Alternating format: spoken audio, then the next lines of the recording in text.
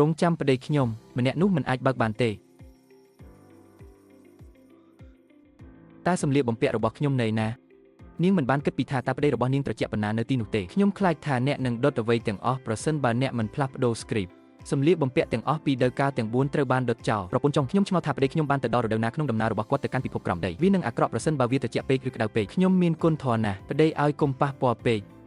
ស្ត្រីម្នាក់ដ៏មានគុណធម៌តែក៏អាក្រក់ដែរឧត្តមសេនីយ៍ហ៊ូស៊ីវនៃទីក្រុងមីងយានបានបាត់ខ្លួនដោយគ្មានដានប្អូនស្រីរបស់អ្នកខ្សោយណាស់នេះជាទុក្ខវេទនារបស់វិញ្ញាណដែលវង្វេងអ្នកក្នុងនាមជាបងស្រីរបស់គាត់ត្រូវតែរងទុក្ខដើម្បីគាត់អ្នកបើកបរជំនួសអាចធ្វើទៅបានដំបូងខ្ញុំនិងម្ដាយរបស់ខ្ញុំត្រូវបានដាក់ទណ្ឌកម្មដោយឲ្យគេលុបឈ្មោះចេញពីពងសាវតាគ្រូសាស៊ូថ្លៃបណ្ណាការលើកទី2ដែលរៀបចំដោយស៊ូយូរ៉ុងសូម្បីតែខ្សែស្រឡាយរលុងតែមួយក៏ត្រូវយកចូលទៅក្នុងធ្នើរដែរប្រសិនបើខ្ញុំខកខានរឿងមួយខ្ញុំនឹងទៅជើងក្រុងអធិរាជហើយវីចង្គៀងនឹងស្គរក្នុងករណីអាក្រក់បំផុតយើងនឹងតស៊ូរហូតដល់ស្លាប់ម្ដាយរបស់យាយចាស់ចាប់ពីពេលនេះទៅវានឹងមានតែយើងពីរនាក់ម្ដាយនិងកូនស្រីពឹងផ្អែកលើគ្នាទៅវិញទៅមកដើម្បីរស់រានមានជីវិតកូនល្អកូនធ្វើខុសហើយ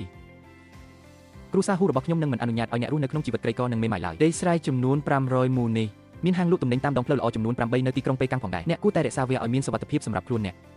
ខ្ញុំចង់ឲ្យគាត់នៅជុំវិញជាងអ្នកនឹងមិនត្រូវបានស្នើសុំឲ្យបម្រើតែនឹងទឹកឬបម្រើជំនួសអ្នកឡើយកូនប្រុសនេះគឺជាអ្នកស្នងរត់តែម្នាក់គត់នៅក្នុងគ្រួសារហេតុរបស់ខ្ញុំទ្រព្យសម្បត្តិទាំងអស់របស់ខ្ញុំនាពេលអនាគតវាទាំងអស់ជារបស់អ្នកហាព្រះនៃទ្រព្យសម្បត្តិរស់នៅក្នុងជីវិតបួសនៅមហាវិទ្យាល័យស្ត្រីនៃសាលាល្ខោនសៀងហៃស្វាមីដ៏អកុសលរបស់ខ្ញុំដែលបានស្លាប់ក្នុងសមរភូមិមិនដែលកើតជាថ្មីនៅខាងក្រោមឡើយស្ត្រីមេម៉ាយមានទ្រព្យស្ដុកស្ដំម្នាក់ដែលគ្មានស្វាមីកំពុងរស់នៅជីវិតដ៏អស្ចារ្យ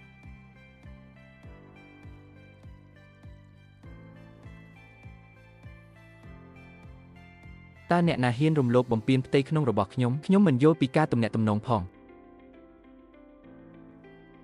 ម្ដេចក៏ស្រីនោះមិនចាំ